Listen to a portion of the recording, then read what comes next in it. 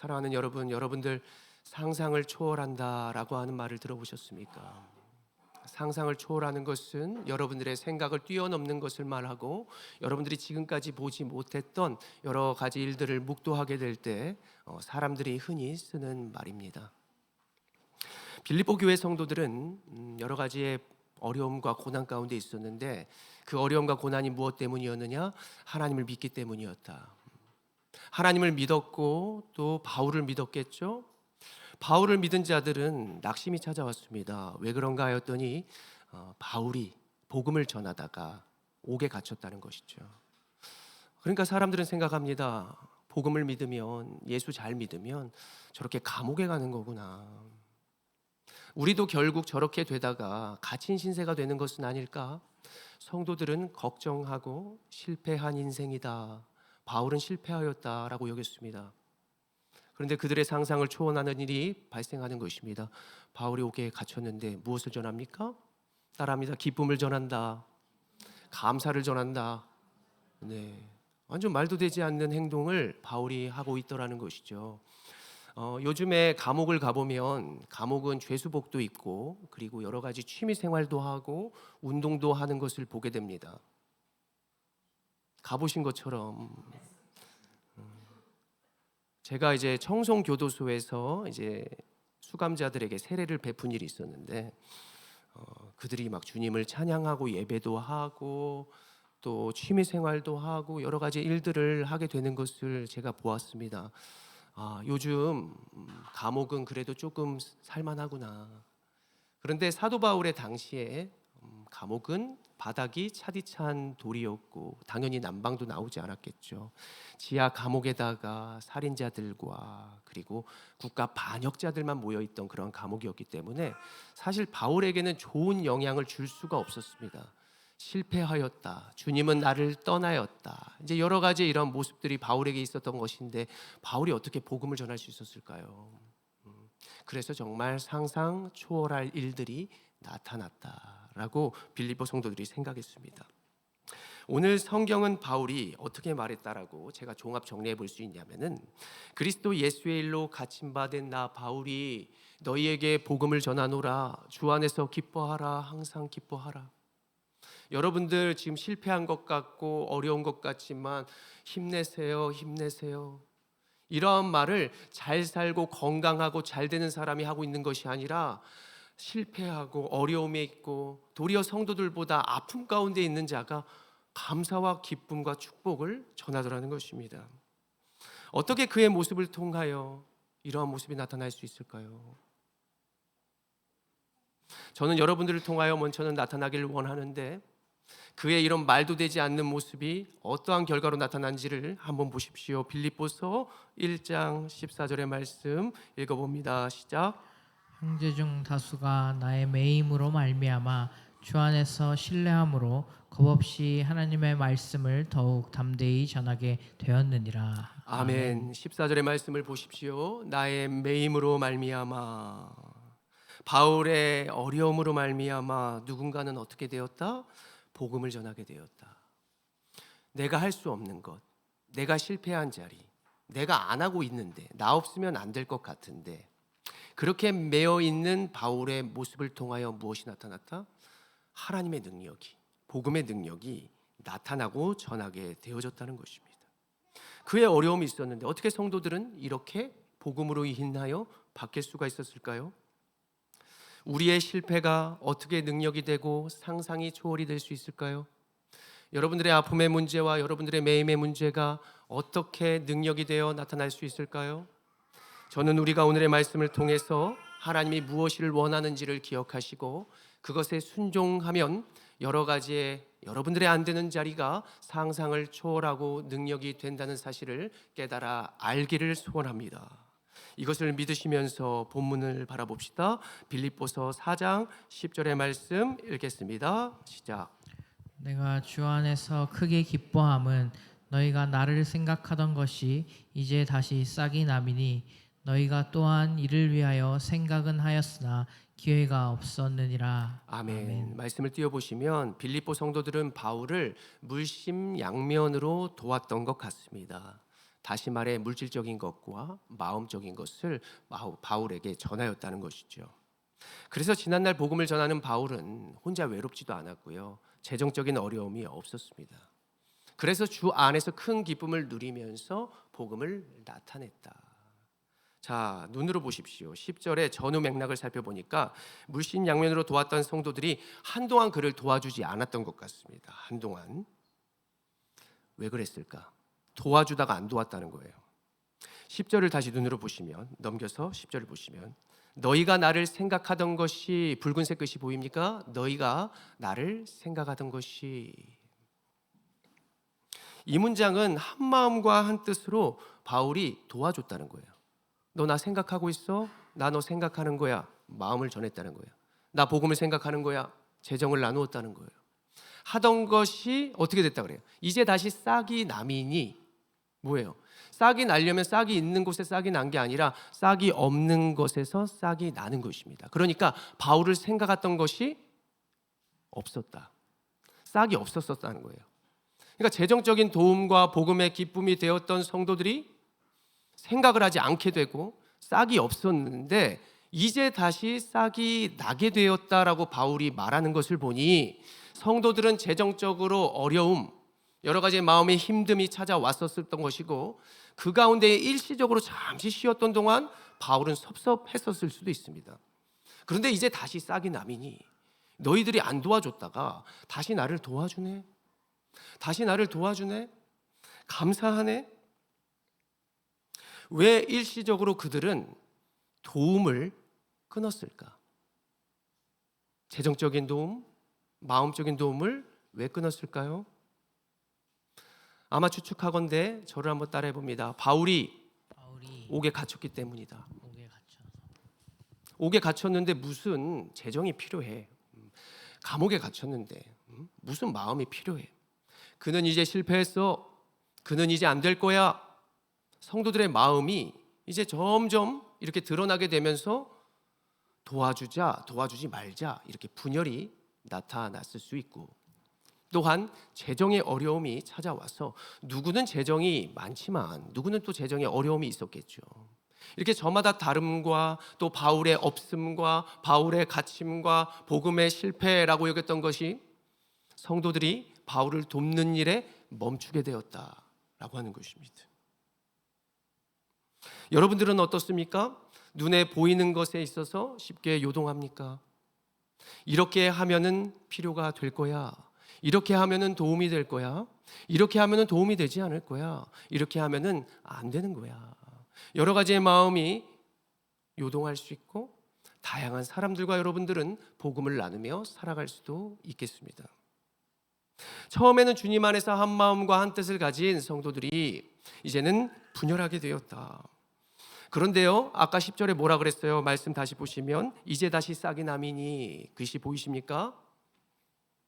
붉은색 글씨로 있나요? 이제 다시 싹이 나미니. 없다면 눈으로 보십시오.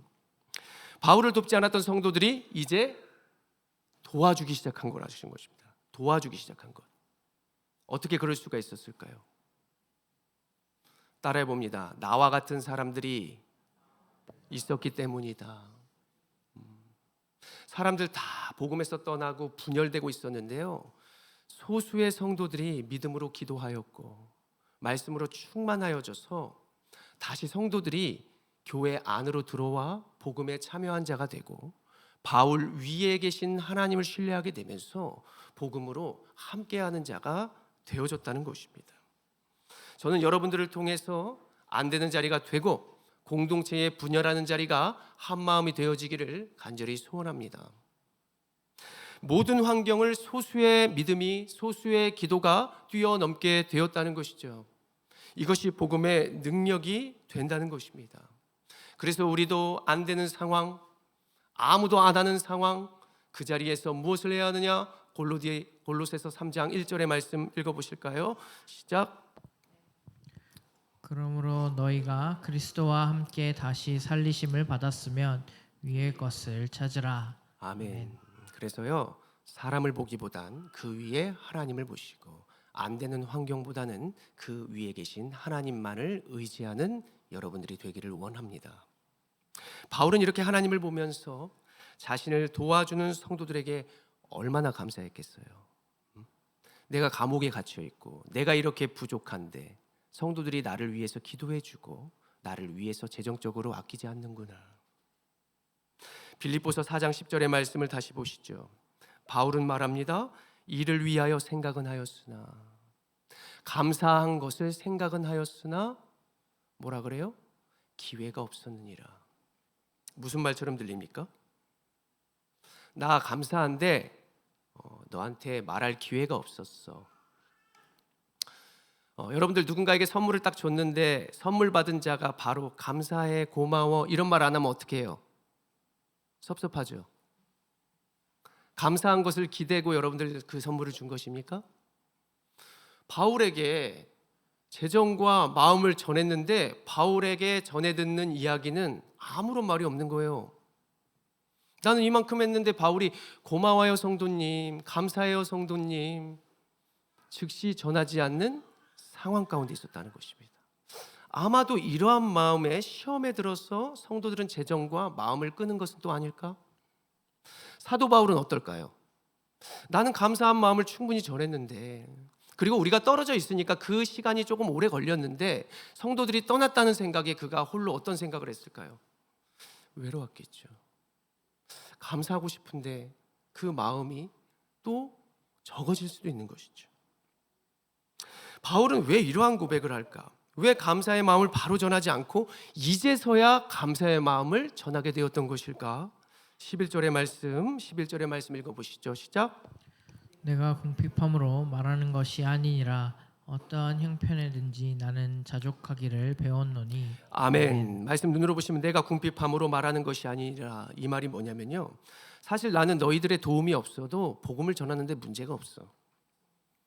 나 성도님이 없어도, 나 집사님이 없어도 나 복음을 전하는데 문제가 없어요. 이런 말을 들으면 여러분은 어떨 것 같아요? 성도들 중에 오해하겠죠? 바울 선생님 혼자 복음 전하세요. 그래요? 그렇다면 제가 재정 그냥 끊을게요. 내가 수고와 헌신 안 할게요. 그런 성도들이 있겠죠. 그렇지 않을까요? 권사님, 저 권사님 없어도 할 수 있어요. 뒤늦게 감사의 마음을 접한 성도들, 그리고 또 바울은 뭐라 그래요? 이제서야, 한참이 지나서야 감사 마음 전하는 바울이 또 뭐라 그래요?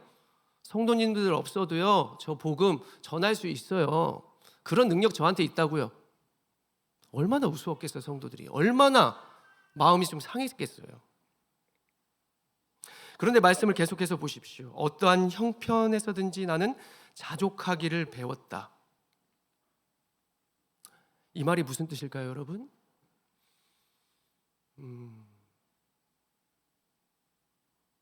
내가 누군가를 의지했는데 그 의지하던 것에서 그 무언가가 나에게 오지 않는 것입니다. 나의 부모가 있는데요, 부모에게서 사랑이 오지 않는 거예요. 재정적으로 막 도와줬는데 이제 재정적인 것이 끊겼어요. 감사의 마음을 서로 주고받았는데 이제 그것이 오지 않는 거예요. 그 가운데 바울은 마음이 어땠을까? 또 복음으로 함께하고 위로하고 늘 감사하다 그러고 너희는 나의 기쁨이야, 면류관이야 이런 말했던 바울이 성도들에게 그러한 말을 안 하고 나 너네 필요 없어, 상관없어도 돼, 이러한 말과 같은 말을 했을 때 성도들은 어땠을까요? 그래서 바울을 떠났고 복음을 떠나고 재정적인 어려움에 바울이 놓이게 되었죠. 지난날에 여러분들의 삶을 보십시오. 무엇을 의지했을까? 부모를 의지했습니다.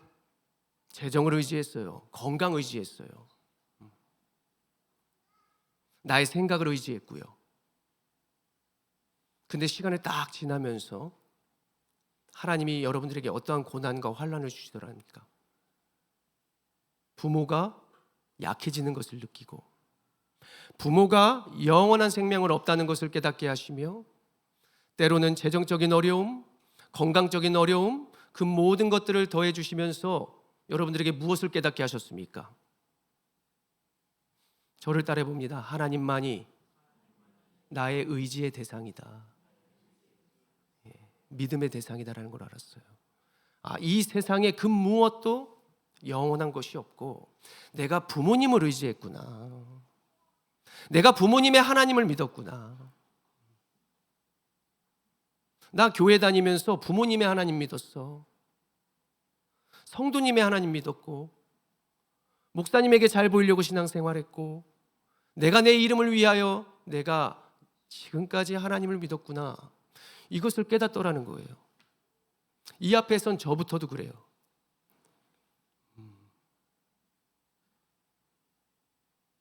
내가 나의 외모를 믿었구나.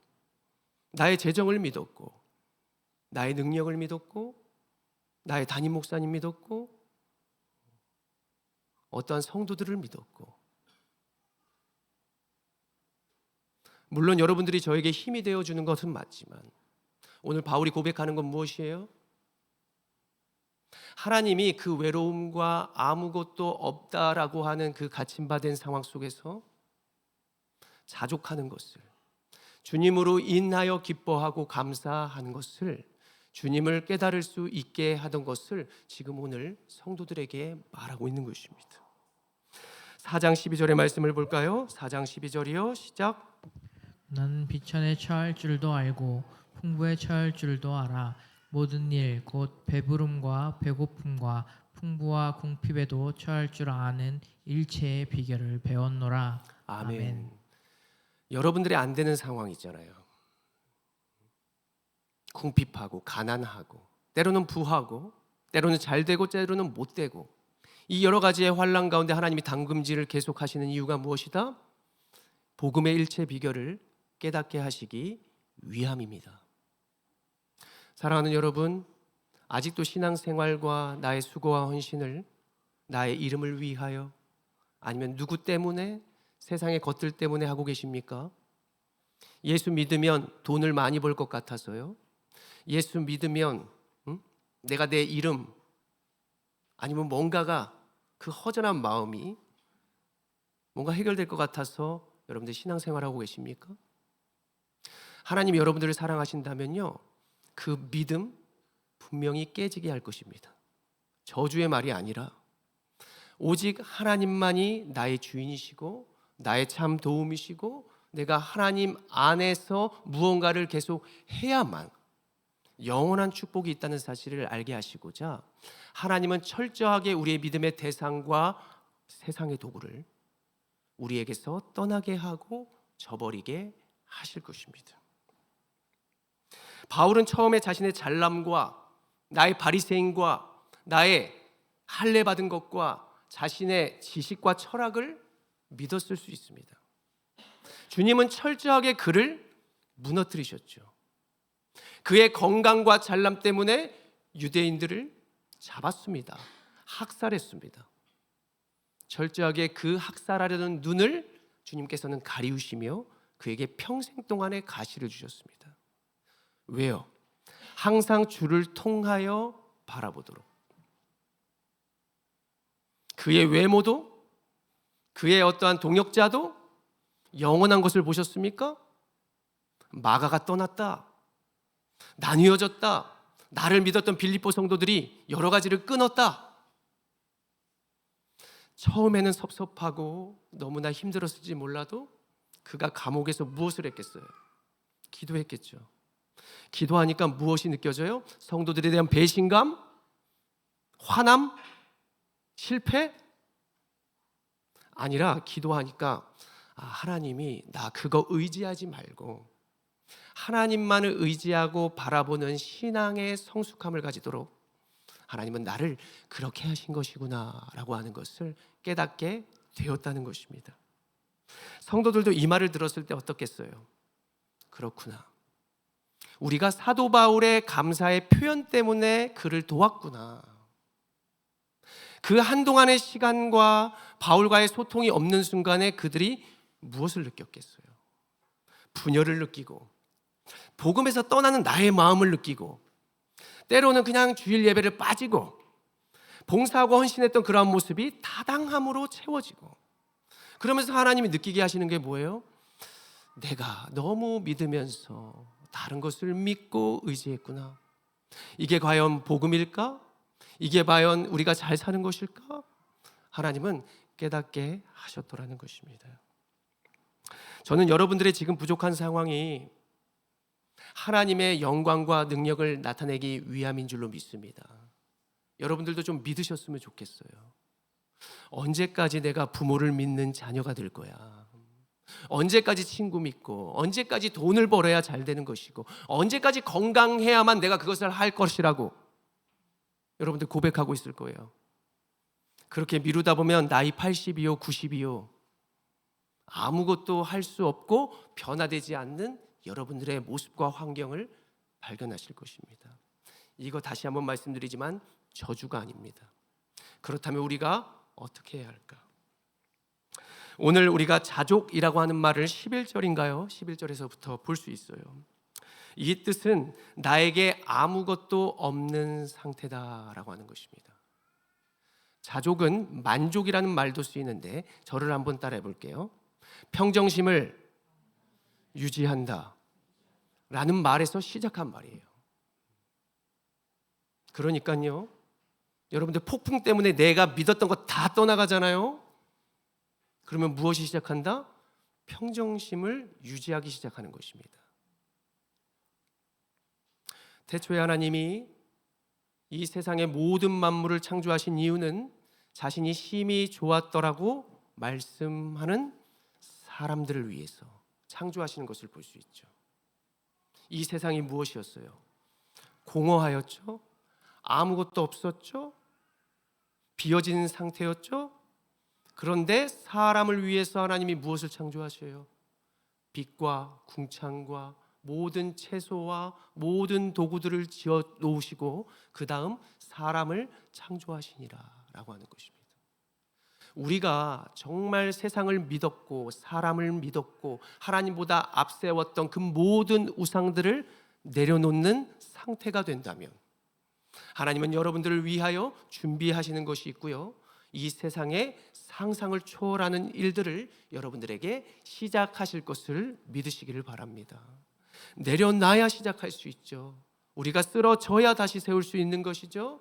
도리어 여러 가지를 많이 주워 담고 세상의 잡학, 지식 여러 가지에 여러분들을 덮으면 어때요? 복잡하잖아요. 시골의 할머니, 시골의 어머니의 집을 방문하면 대부분이 그래요. 버릴 것이 너무나 많다. 왜요? 아깝잖아요. 사연이 있고 추억이 있잖아요. 쉽게 버릴 수가 없는 거예요. 근데 그 가운데 너무나 가중되고 너무나 헛된 것에 충만하고 하나님보다 그것을 더욱더 사랑하면 하나님이 어떻게 하세요? 모든 것을 쓸어버리시더라. 근데 그것도 감사인 줄로 믿으십시오. 그 가운데 하나님이 하나하나를 더해 가시면서 우리의 생각을 뛰어넘는 일들을 더하신다는 사실을 여러분들 꼭 마음으로 믿으시기를 바랍니다. 바울은 이것을 깨달았다는 것이죠. 빌립보서 4장 13절의 말씀, 하나님께 나아가는 그 모든 모습 가운데 무엇이 있다 합니까? 시작. 내게 능력 주시는 자 안에서 내가 모든 것을 할 수 있느니라. 아멘. 아멘. 바울은 말합니다. 빌립보 성도들이여, 오직 주님 안에서 지금의 모든 상황을 믿으십시오. 그러면 하나님 안에서 여러분들이 할 수 있다는 사실을 깨달을 것입니다 라고 하는 것입니다. 여러분들이 이제 주님께서 나에게 이 허락하실 기쁨과 그리고 축복을 믿으신다면 한 걸음 더 나아가 할 것이 있습니다. 공동체를 위해서 할 것이 있는 것인데요, 저를 따라해 봅니다. 복음을 위하여 참여하자. 참여하는 것입니다. 이제는 외면하는 것이 아니라 남의 일로 생각하는 것이 아니라 복음을 위해서 참여하는 인생이 되셔야 합니다. 우리가 왜 예배를 드릴까요? 겸손하게 하기 위함입니다. 우리가 왜 함께 모이려 할까요? 우리의 신앙이 나도 모르는 사이에 삐뚤어질 수 있기 때문입니다. 나 예배 혼자 할 수 있어. 나 부모 필요 없어. 나 이거 주님께서 주신 은혜 필요 없어. 세상에서 주어지는 것들이 이것이기 때문에 여러분들 그러한 소리를 들으면 어떻게 돼요? 참여하고 싶지 않아요. 나에 대해서 점검하고 싶지 않아요. 누군가가 나에게 지적하는 것 듣고 싶지 않아요. 순종할 수 없어요. 세상에는 나도 모르는 사이에 순종하고 보고 취하고 먹고 거하면서 하나님 안에서 함께하고 함께 먹고 함께 취하자 하는 것에는 어때요? 왜 이렇게 비싸게 구는 거예요? 빌립보 말씀의 주제 중에 기쁨과 감사를 뛰어넘어 중요하게 바울이 계속해서 말하는 것이 있는데, 그것은 함께함이다. 함께 참여함이다. 즉 코이노니아. 주님과 함께하고 성도들이 함께해야 하는 것을 바울은 계속해서 말했습니다. 왜 그럴까요? 복음의 큰 능력이 교회를 통해서, 모두의 함께함을 통해서 나타나게 되는 것입니다. 스포츠의 경기만 보십시오. 혼자 이루는 경기는 쉬워요. 11명의 축구 경기, 한 사람의 스트라이커만 잘한다고 승리할 수 있습니까? 아니잖아요. 함께하는 게 어렵지만 큰 기쁨을 낳게 되는 것을 여러분들 잘 아시죠? 모두가 일궈낸, 모두가 참아낸, 모두가 도와준 그 승리의 기쁨은 갑절이 되는 것을 세상 속에서도 볼 수 있는 것입니다. 우리가 이제 스스로의 믿는 신앙까지는 다 잘하는데, 사단은 여기에서 무엇을 방해하느냐? 따라합니다. 함께하는 것을 방해한다. 여러분들 가정을 보십시오. 남편 남편대로, 아내 아내대로, 자녀 자녀대로 잘해요 못해요? 우리의 생각 말고 그들이 생각하기에 잘한다고 생각하면서 따로 지내요? 못한다고 생각하면서 따로 지내요? 다 따로 지내잖아요. 각 방에 가서 각자 핸드폰 보고 각자 하는 것이 잘하는 것인 것 같아요? 이거 다시 어떻게 수습하지? 저는 좀 극단적으로 세상에서 이런 생각도 해봐요. 전쟁 한번 놔버려라. 그래야 정신 차리지. 그래야 부모 의지하지. 그래야 하나님 의지하지. 그래야 우리가 하나 되지. 새마을 운동하지 우리가. 너무나 비싸게 굴고 너무나 이제 이기적이고 너무나 각계전투예요. 교회를 보세요. 혼자 잘하죠. 함께 모여요. 우리가 뭐 해요? 하면은 어때요? 잘 안 되잖아요. 너무나 어렵잖아요. 어색하잖아요. 힘들잖아요. 그래서 참여하기 위해서는 가장 먼저 무엇을 해야 한다? 자, 따라합니다. 하나님과 함께해야 한다. 하나님과 먼저 내가 친밀해야, 내가 하나님의 사랑에 충만해야 우리의 가정의 분열된 모습을 보고 뭐라 그래요? 포기하지 말자. 한번 해보자. 더 그를 이해하자. 더 함께함으로 우리의 가정이 승리를 해보자. 사단은 그런데니까요, 광명한 천사로 가장해서 분열시킨다고요. 너무나 분열시키는 걸 좋아한다고요. 서로 시기하게 만들고 질투하게 만들고 포기하게 만들고 사람의 부족함을 보게 만들고 성도들의 약함을 보게 하면서 교회에 모이기에 힘들게 하는 것을 우리가 꼭 생각해야 할 것입니다. 그래서 우리는 하나님과의 관계를 친밀하게 하여 복음의 능력을 함께 능력 있게 전하는 성도 되기를 간절히 소원합니다. 사랑하는 성도 여러분, 말씀을 정리하길 원합니다. 여러분들이 지금 갖고 계신 환경 가운데 안 되는 자리가 있다면 그것은 하나님의 축복이 준비되고 있는 시간인 줄로 믿으시기를 바랍니다. 그 안 되는 자리에서 버팅기지 마시고, 그 안 되는 자리에서 우리가 해야 할 것이 무엇인가? 순종하자. 그리고 내가 믿었던 것이 무엇이었던가? 하나님이었던가? 아니면 세상이었던가? 그 사람이었던가? 여러분들이 이것을 잘 정리하시면요, 하나님과의 친밀함과 하나님의 일하심이 분명한 기대로 찾아올 것입니다. 바울이 무엇을 만족했다 했어요? 아무것도 없는 상태. 너무 좋아.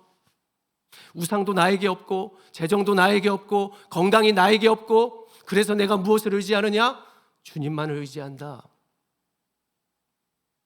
제가 말씀드렸잖아요. 저에게 돈이 없을 때, 저의 건강도 안 좋다고 여겼을 때, 내가 넘어졌을 때, 나에게 모두가 떠났을 때, 주님밖에 없구나. 주님만이 나의 능력이구나. 그렇구나. 주님만을 의지하라고 나를 이렇게 힘들게 하는구나. 주님의 음성을 들을 수 있었고 내가 어떤 상황에도 기도할 수 있었으며 예배하는 것도 어떤 환경에서 예배함으로 말미암아 성도들을 복음으로 참여하게 하는 그러한 삶이 나의 삶이었지. 말씀을 준비하면서도요, 저에게 약함과 유혹이 얼마나 많았는지를 돌아보게 되었습니다. 사랑하는 성도 여러분, 여러분들이 지금 이 자리까지 나오게 된 것은 하나님의 은혜인 줄로 믿으시길 바랍니다. 분명히 하나님께서 준비한 것이 있기에 어려움 가운데 여러분들을 불러주신 것이고, 그 어려움 가운데 여러분들은 어려움을 보는 것이 아니라 그 위에 계신 하나님의 영광과 능력을 바라보므로 모두가 상상을 초월할 만한 능력을 여러분들이 갖게 되기를 간절히 축원합니다. 빌립보서 4장 14절의 말씀을 읽어보시죠. 시작. 그러나 너희가 내 괴로움에 함께 참여하였으니 잘하였도다. 아멘. 눈에 보이는 것이 때로는 머리로 이해되지 않아도 여러분들 함께 괴로움의 문제에 참여하시기 바랍니다. 교회를 시작하며 여러 가지 힘듦과 어려움을 한 사람이 도맡고 두세 가지 일을 맡으며 성도들이 없는 자리에서 기도하고 예배하는 모습을 통해서 여러분들 무엇을 깨달았습니까? 여러분들의 믿음을 돌아보셨을 거예요. 내가 어떤 상황에도 예배하는구나. 악기가 없어도 내가 찬양하는구나. 성도가 없어도 내가 기도하고 있는 것이구나. 그것이 일체 비결입니다. 어떤 상황에도 예배하는 것, 어떤 상황에도 걸어가는 것, 그때 여러분들의 걸어가는 길이 되는 것이고 여러분들의 삶이 능력의 삶이 되는 줄로 믿으시기를 바랍니다. 하나님이 함께 하는데 무엇이 그렇게 걱정이신가요? 저도 하는데요. 저도 일어섰는데요. 막 목소리가 안 나와요. 근데 하면 되지. 주님이 하실 것인데. 말이 안 나오면 행동하지, 행동. 없는 자리에서 평정심에서 일체의 비결을 배우는 것이 지금 여러분들의 시간입니다. 함께 더욱더 주님을 신뢰하시고 문제 위에 뛰어나신 하나님을 바라보시면서 우리의 모든 상황들을 돌파하며 주변이 하나님의 능력을 경험하게 할 수 있는 인생이 우리의 인생 되어지기를 간절히 기도하고 축원합니다. 기도하겠습니다.